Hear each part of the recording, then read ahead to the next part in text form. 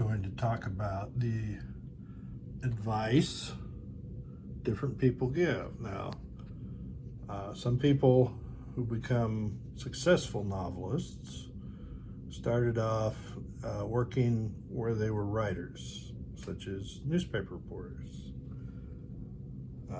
Some worked in advertising. Others taught English or taught English literature. And some learned a trade and worked in their trade and learned writing as part of that or completely separately. Kurt Vonnegut was a successful novelist.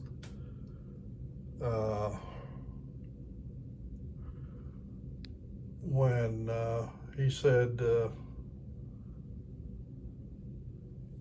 writers are most likely to be in the college chemistry departments, zoology departments, anthropology, astronomy, physics, medical school, and law school.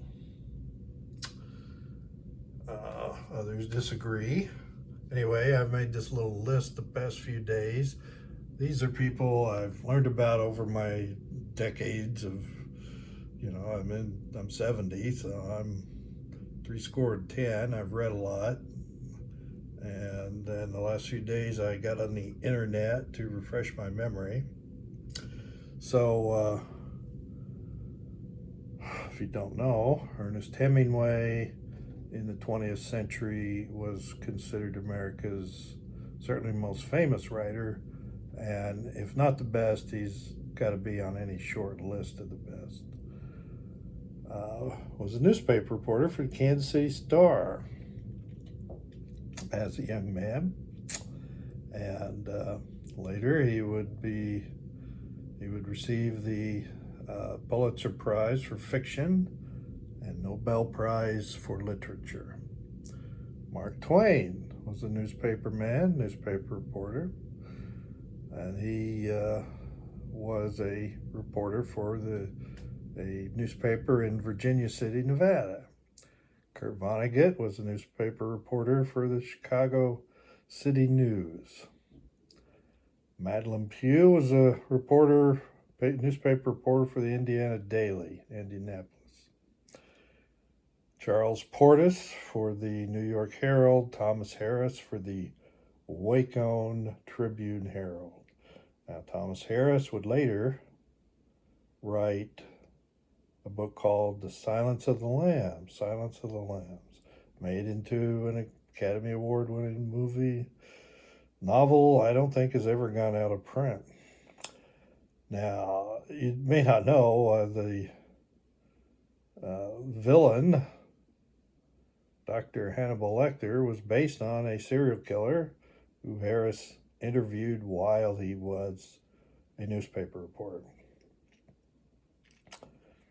Portis went to Arkansas to talk with women stringers, what they'd call them, get information from them.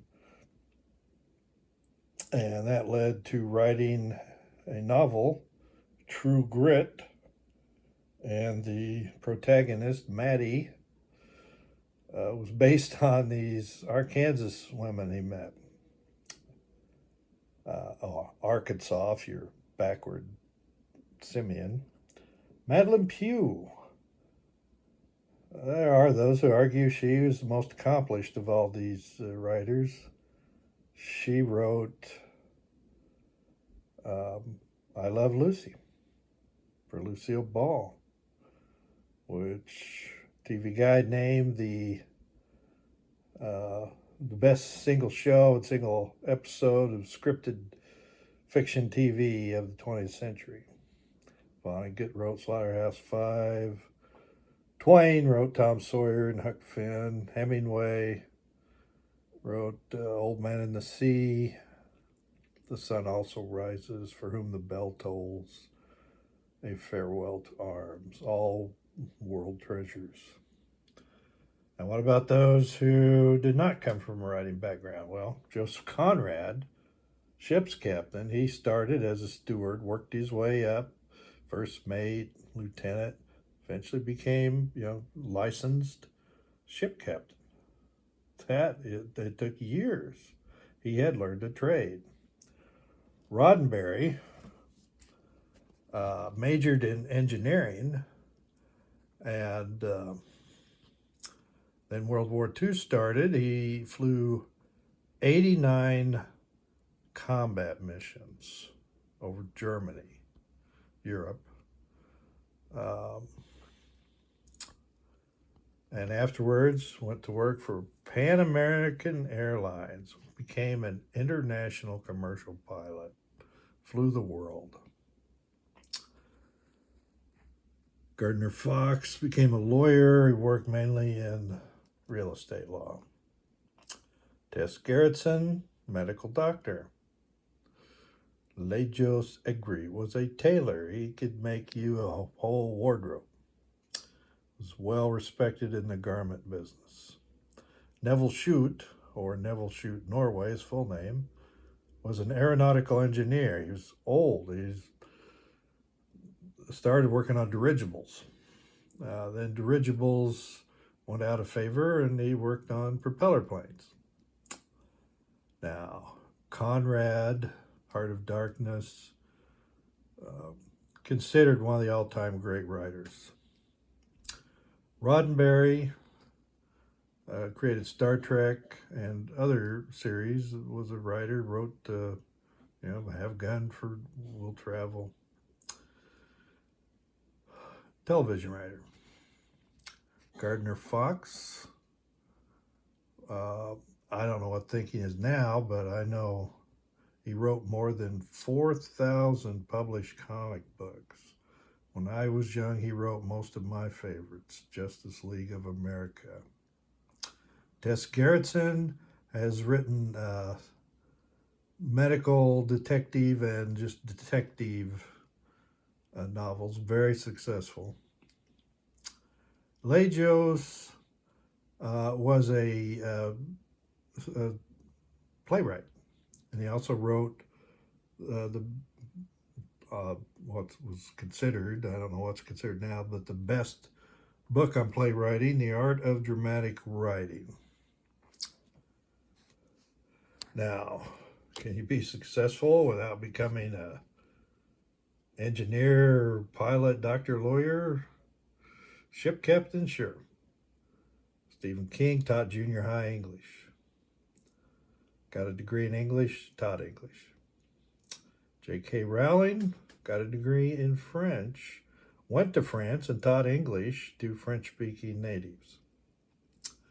Dan Brown got a degree in English, taught English in a prep school. Now, some may differ, but what I always heard, to go into English literature, they presume you've already learned everything that's being taught in English. So it's the actual novels. Robert B. Parker earned a PhD in English literature, taught at Northwestern University in Boston, and became a tenured professor. Larry McMurtry, very similar, became a tenured professor of English literature at Rice. C.S. Lewis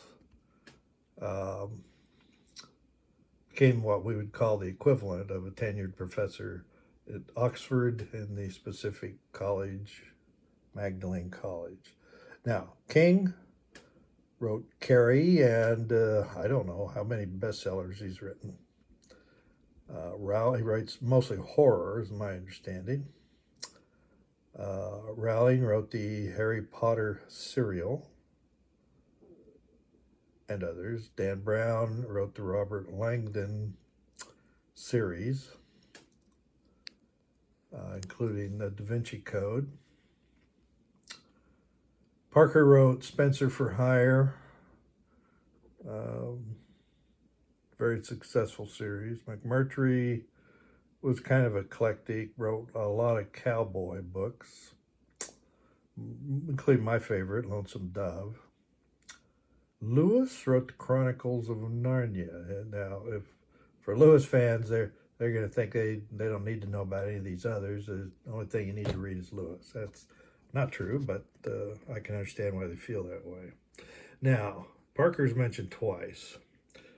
He worked in advertising, and for a few years co-owned his own advertising business, Parker Farm and Advertising Company. James Patterson worked for J. Walter Thompson Advertising, and Henry Slesar worked for Young and Rubicon, where he's credited with inventing the term coffee break to sell coffee. So your background, your educational background, and your specific work can vary greatly. From teaching junior high English to working as a reporter for the Kansas City Star to being captain of a ship,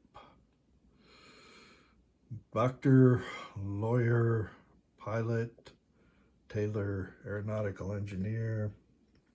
Now, Mark Twain, of course, was a Mississippi riverboat pilot as well. Many of these folks were in the military. Vonnegut was in the Battle of the Bulge. Of course, Roddenberry in World War II was shot at plenty. Parker was in the Korean War. Slesar. All right, maybe I didn't mention Patterson. He is so ubiquitous. He writes, Alex Cross was just one of his many creations. Slesar was said at one time to have the largest audience in America. He wrote a daytime TV soap opera, short stories, handful of novels, evening television, and radio. That was after he was in advertising. I don't know. I think maybe I should have gone into advertising. Many of the more successful people came from an advertising background. But, of course, Hemingway won the Nobel Prize. I don't remember anybody else on this list winning the Nobel Prize in literature. But these are all have written top books in their genres. And not a bad one in the bunch.